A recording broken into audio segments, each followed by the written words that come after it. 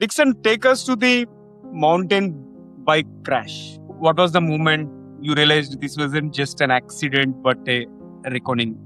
I had an interesting crash. After I got out of school, I had hurt myself as a runner. I was up riding my bike, Lookout Mountain, which is the same mountain where I did all my paragliding. But there was a patch of ice that I ended up going down a hill, and it wrapped me around a tree, and I got a big bruise, and it also kind of ripped open a cut on my leg. And so I ended up going to the emergency room and getting it sutured. I'm a snowboarder and a mountain bike. So, what does this misalignment actually look like in a high performing adult who seems completely fine? I think there's a lot of people out there that look good on paper, but if you were to sit down and visit with their internal voice, you'd hear some voices that weren't fine. I had a lot of fire coming out of school, and I went against my own voice early on, a few years out of college. And a lot of those choices were based on my partner at the time, and also the career that I chose, which wasn't in alignment with writing. And I also wanted to, kind of adventure and travel and stay very fit.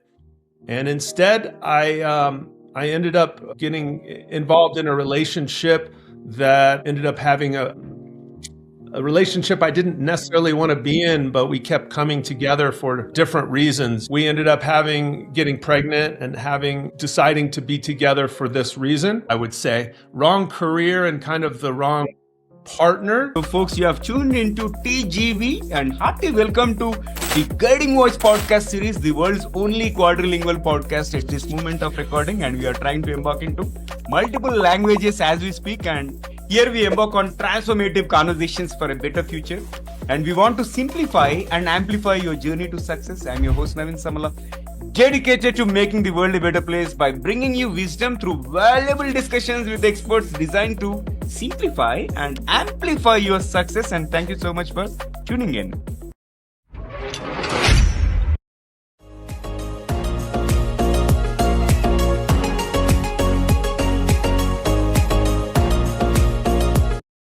So folks, welcome back to the Guiding Voice podcast series, and today we are joined by Brian Dixon, known professionally as Dixon.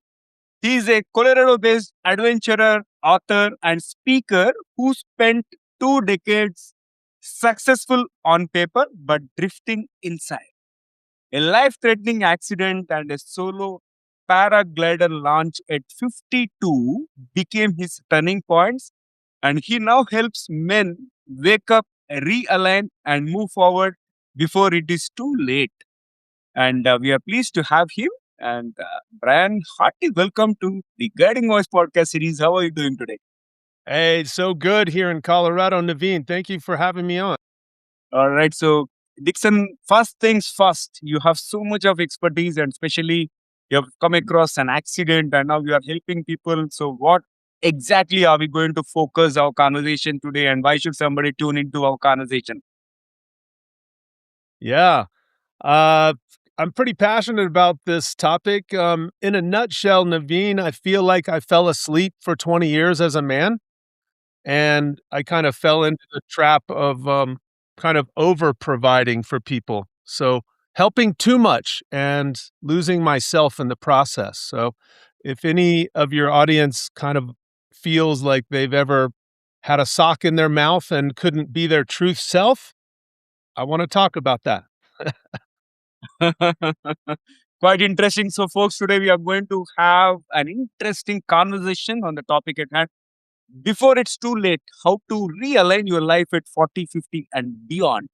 But before we get started, here is an exciting twist. As always, let us tickle our guest brain first. So, Dixon, get ready for a rapid fire round of random words. I'll mention a few words, and I would love to hear the first thing that comes to your mind in response without thinking much. Are you ready? Yes, sir. That sounds fun. I like this. All right.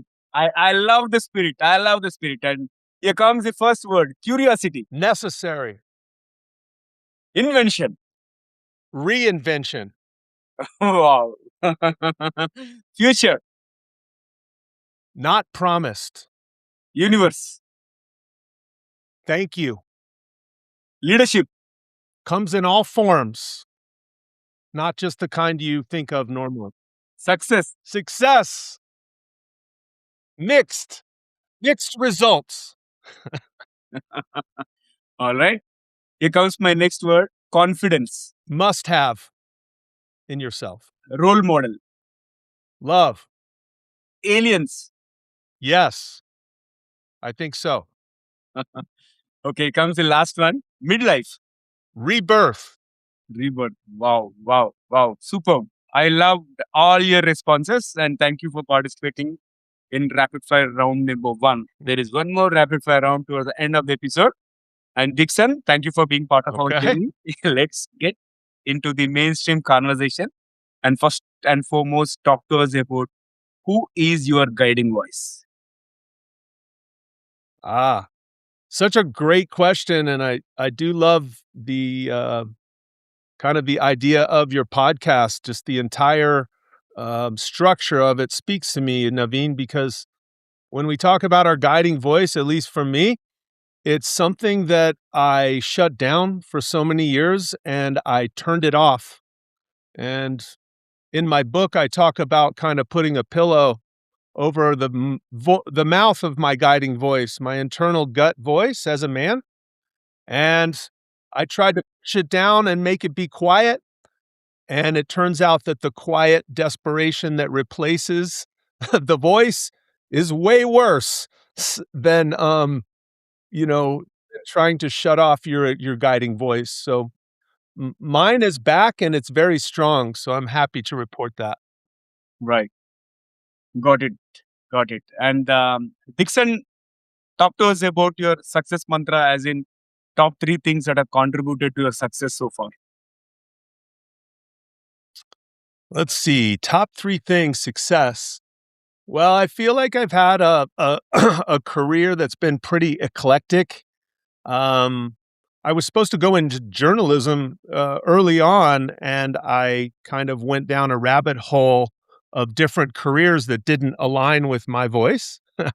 And but getting through all those different careers, including I was a professional blackjack dealer, I was a wedding DJ, I had my own business, and then I got into mortgages and real estate.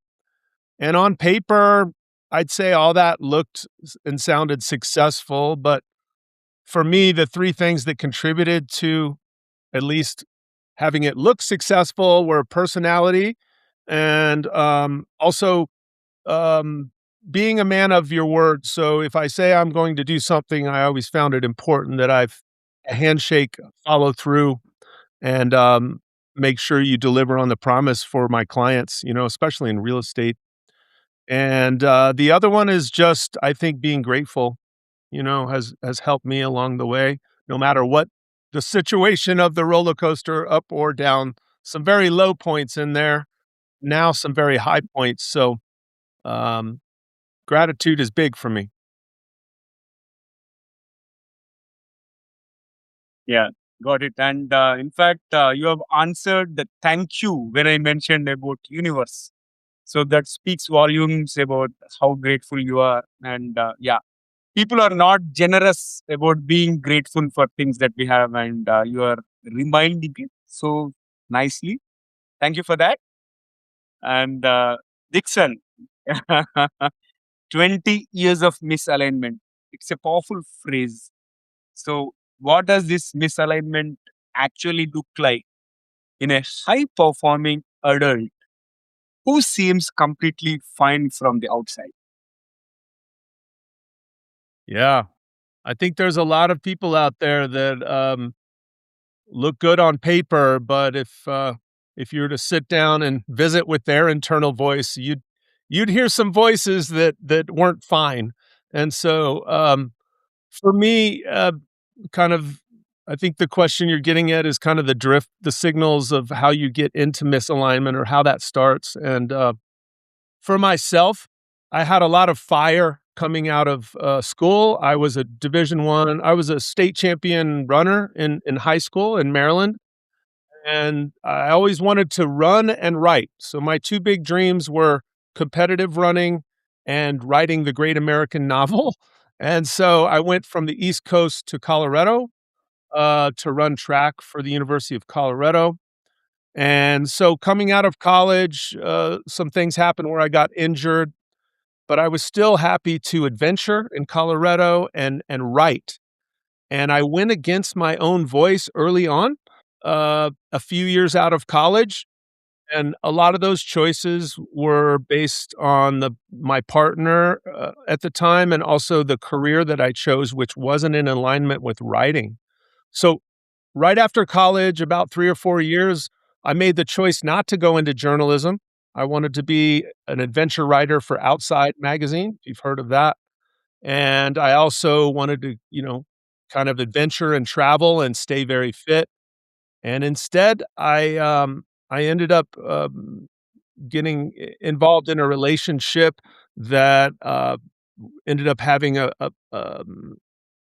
relationship I didn't necessarily wanna be in, but we kept coming together for, different reasons, and so, ultimately, we ended up getting pregnant and having,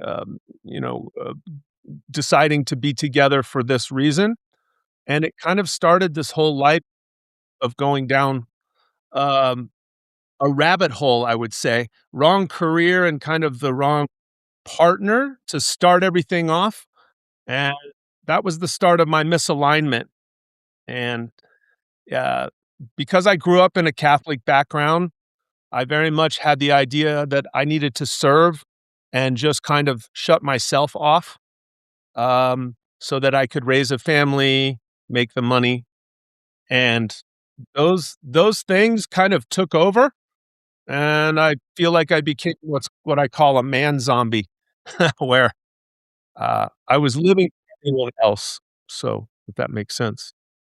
First of all, I need to appreciate your candidness and thank you for sharing your story so openly. And I just wanted to mention recently on the Guiding Voice podcast platform, I started a series called Anonymous Warriors, wherein people who have undergone that particular struggle and wherein some wrong decisions or something which have really took them into wrong path, and maybe all of a sudden something happened and where they started moving in the positive direction, right? I started sharing those stories, and when you mentioned about that, I think it reminded me the series that I'm putting forward, and yeah, I really appreciate that.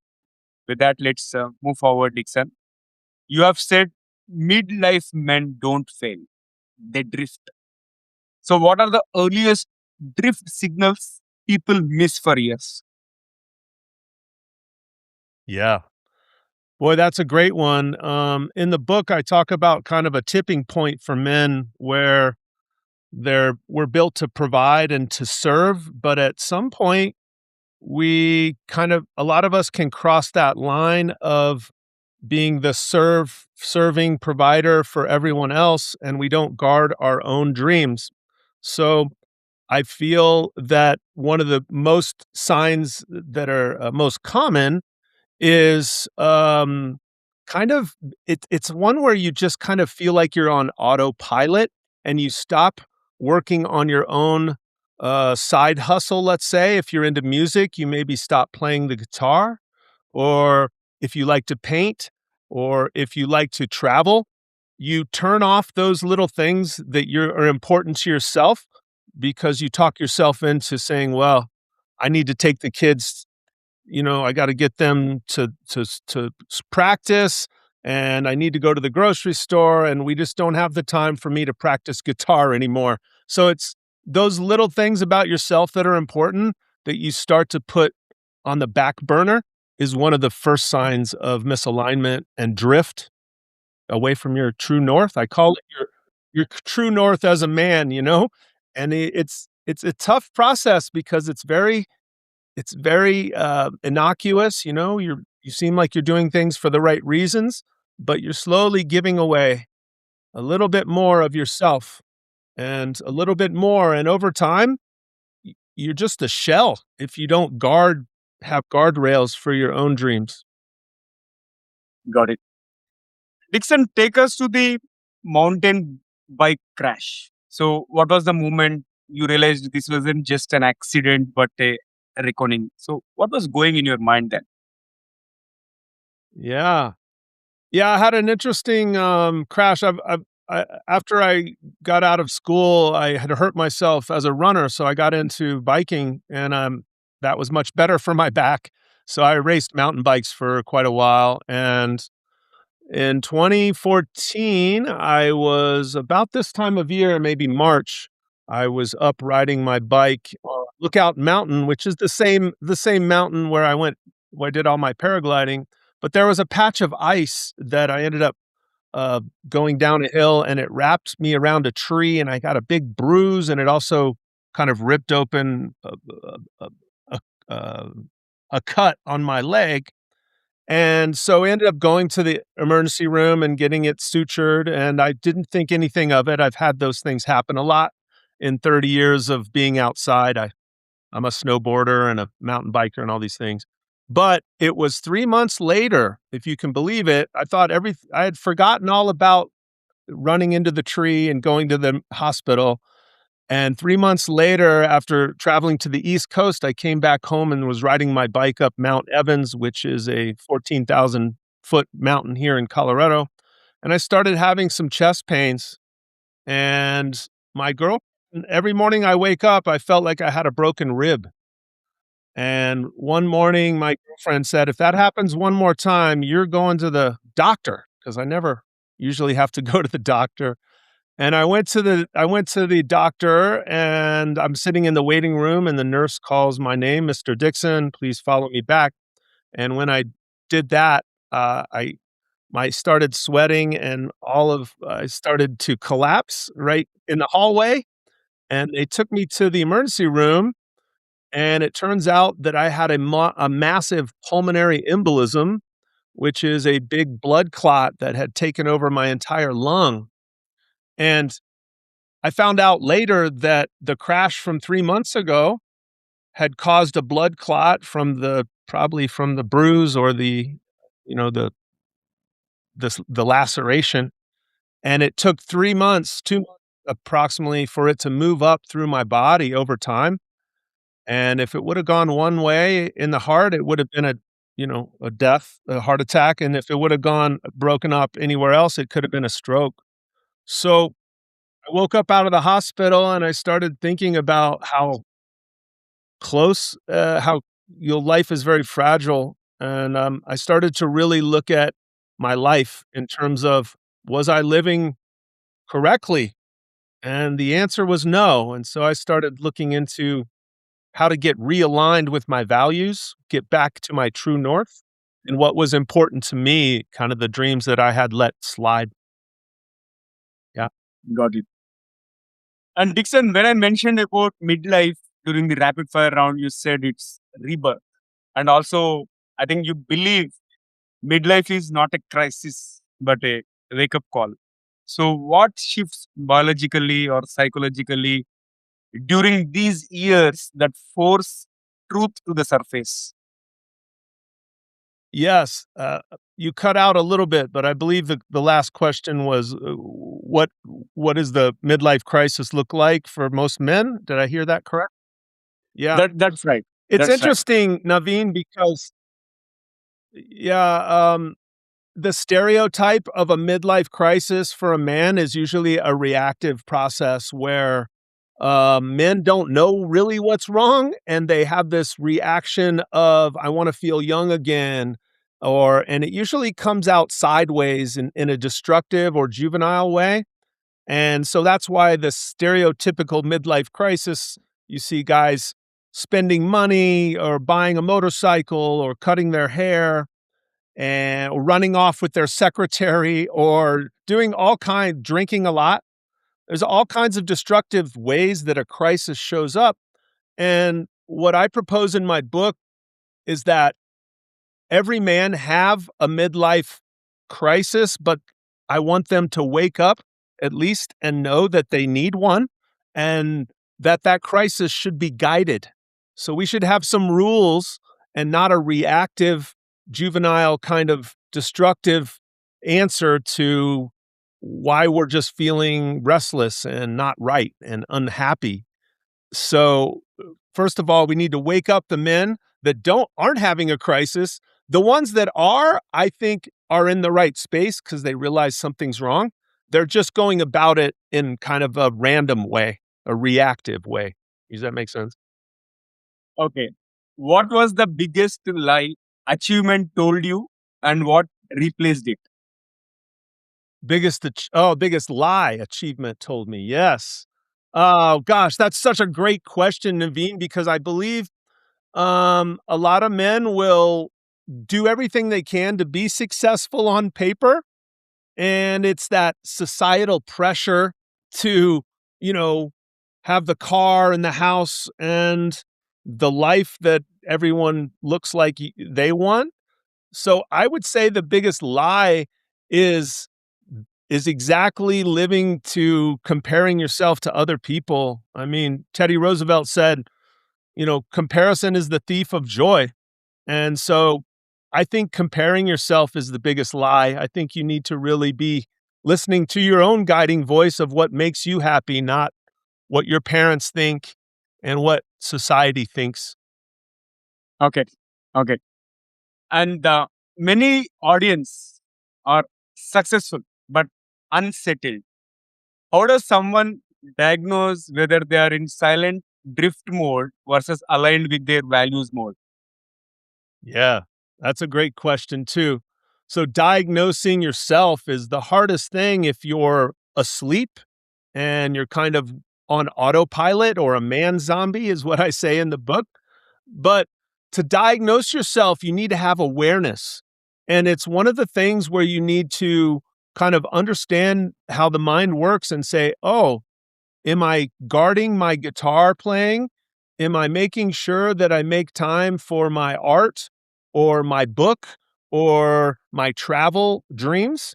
So that diagnosis really is staying aware all the time of, wow, did I make time on my calendar for myself away from the wife or away from the family, feeding your own dreams, And so awareness is really the key to get out of silent drift mode and get back in alignment. Mhm. Got it. And what is the first step in reclaiming authorship of your life, especially if you have spent years serving roles, responsibilities, and expectations that don't fit anymore? Let's assume someone has become aware. Yes. Well, the first step is of coming back to your true north is recognizing that you are important and that you're a dream you're a person outside of being a father or a husband or a worker, that the person inside you grew up and had some things that were important to them. And so the first step after playing this game of looking important to the outside world is writing a contract really to yourself saying, I promise to, uh, follow my own dreams again and make time for them. And it's very tough because a lot of guys would just morph into, well, I'm happy being a dad and I'm happy being a husband or whatever, which is great. Those are all great things. But if you ask the deeper question, there's some things that you want to do for yourself, to kind of find your true north again. Yeah. Okay. Also, Dixon, how can someone course correct in the second half of life without blowing up their career, relationships, or identity before it's all too late? Yeah. Course correction's very hard, especially if you've been doing it for 20 years, right? Um, for for me personally, after the pulmonary embolism, I decided to go back to what made me feel like me, and in that case, it was learning to paraglide. And I had started to do all that prior to the choices I made with my partner and my career that weren't aligned. And it took 2 years of learning with a mentor to relearn how to fly. And so I really made a commitment to change that one thing, which I felt, I just needed to do. And so we're not asking men to be, juvenile and go crazy, but we are asking them to identify the one thing that they are most out of alignment with. And for some men, that may be that they're 40 pounds overweight and their body is the one thing. For the other thing, they may have a bad relationship with their partner or a non-optimized relationship with their partner, and that might be the one thing. So we start by eating the elephant of misalignment one bite at a time, okay? And we choose one thing to work on, and a lot of times that will help snowball into changing other things. So we move the big rock first, or we eat the frog first, the big ugly frog first. I love the analogy here. And also, Dixon, you work with men who feel numb, stuck, or disconnected. So, what is the most common emotional pattern you see, and how does someone break that pattern? Yeah. That's the tough one because a lot of guys don't even know they're asleep or they're just kind of going through the motions and they don't there were also as men we're taught not to talk about our feelings. And so how would we know if we have an emotional pattern that isn't working? You need someone to kind of jolt you awake, which is kind of why I wrote the book. Like, hey, I had the universe scream at me with a pulmonary embolism. I almost had to die to wake up and go, what am I doing? And what am I doing wrong? And why am I so unhappy? And I don't want men to have to go through that. And so the most common emotional pattern I see is non-recognition. They they they they just keep going until, like in my case, the 2008 financial crash was the impetus for blowing up my marriage. I had bankruptcy, foreclosure, divorce, and I went from owning a couple different homes to living on my friend's mattress for 4 years and fighting a bitter divorce. And guys just seem to keep piling on until something happens where they have a heart attack or they lose their job because they're so unhappy inside. So I would say the emotional pattern is unrecognition, which is why I'm out here going, hey guys, let's wake up and start talking about these things before it's too late. Yeah, I love it. I think many people suffer that. In fact, they feel internally without voicing their opinion. I think it's time for us, for those people to wake up and realize the truth. All right. So that brings me to the next question. So tell us about what does this true north mean to you now, and how is it different from the ambitions of your say 20s and 30s? Yeah. Great question. In my case, my true north actually aligns with everything from my 20s and 30s. So I, because I kind of was Rip Van Winkle, or if you've ever seen the movie Benjamin Button, I feel like I lived in my 20s and 30s as someone who was asleep and very old and wasn't very vibrant. And after I woke up and had my flight off of Lookout Mountain, which kind of reset my true north, for me at least, I found that a lot of the dreams that were waiting for me um, there were the same dreams from 1997. So I had always wanted to be a writer and an author, and I'd always wanted to learn to paraglide.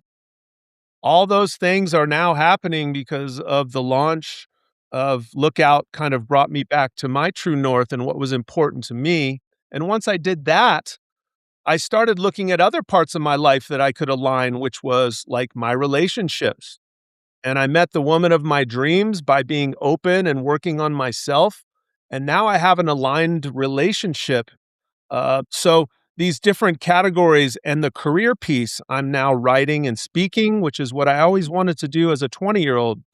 And I'm not saying, Naveen, that every man wants to relive his dreams from when he was 20, but finding true north means really looking at what dreams are possible and what, with all the wisdom of being older now, what dreams call to you, because it is possible to have a very vibrant midlife and go, man, I've always wanted to do X. Well, let's start talking about what that looks like, you know? And it really is a snowball effect once you go on these journeys of getting realigned with your true north. So it does mean different things for different guys. But in my case, it was a lot of the old dreams still have a lot of meaning for me now. So, Dixon, this has been an incredible conversation so far, and it's time for us to add some more spice and some more excitement to the episode, which means it brings us to the rapid fire round number one. Shall we proceed forward? Yes, sir. That sounds great. I like creativity stuff. Amazing. Amazing. Amazing. So, I love your energy.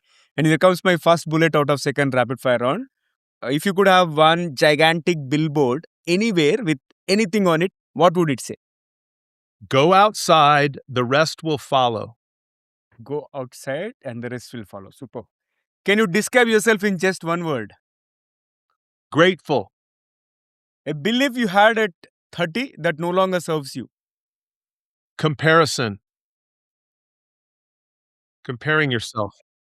And yeah, one habit that guarantees realignment. I will also say awareness on this, self-awareness, being aware of your dream. The most dangerous midlife myth. This is as good as it gets. Most people and most men believe, well, this is as good as it gets, so I guess it's just going to be like this. Okay. Share a book that changed your internal compass. Oh gosh, there's so many books, but I do like I do like, oh, I have it right here. Walden. Henry David Thoreau and Walden. Yes. Walden. Got it. Okay. Your favorite outdoor challenge for clarity. Ooh, I'd have to say paragliding.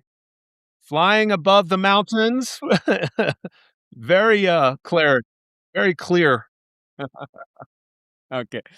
And if your life had a second half motto, what would it be? Squeeze the juice out of every day. You have to do that at this age.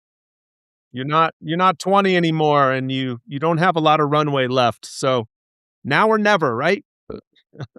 I love it. I love it. Okay. A question every man should ask himself weekly. I would even say daily. The question is, did I live today? Was I true to myself today? So, folks, remember to ask at the end of the every day, did I live today? Amazing. I love it. So, Did I live today? And did I live for myself today is really what I'm saying. We always live for others in our service, but yeah, amazing. And here comes the last one for the second rapid fire. What is one electronic gadget or a fantasy gadget that you'd like to see or invent yourself? I use Google around my house a lot. And with AI, I would love to see a robot that could, do your taxes and clean your and vacuum your carpet. So like a house robot would be great. I think it's probably coming sooner than later. Yeah, it is actually. I think there are certain devices already, but not completely autonomous. Right. Amazing. So I wish that becomes a reality. And after that incredible second rapid fire round, let's flip back to the mainstream. So Dixon, you have a book coming in 2026 before it's too late. So what is the central message men need to hear now, not someday. Yeah.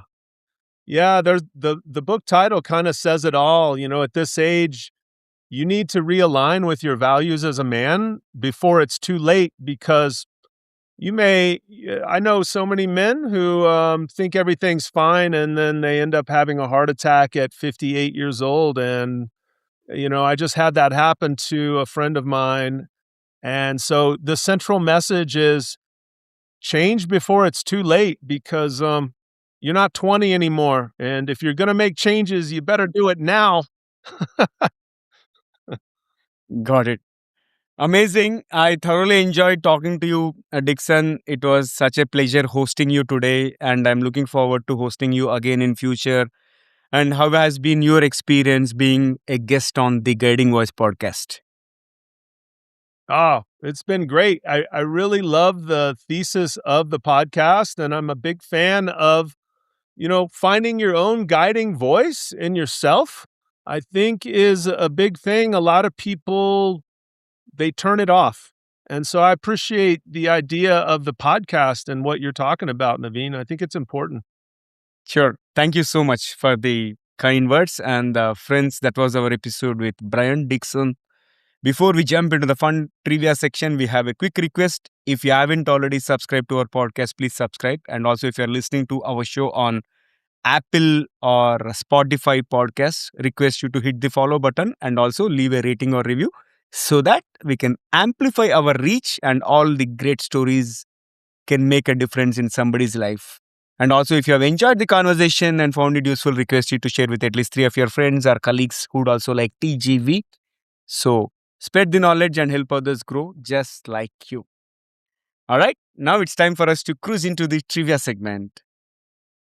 I wanted to talk to you about a few less known facts about midlife crisis. Having had amazing conversation with Dixon on you, it's not too late and reinvent yourself, right? That is such a wonderful conversation.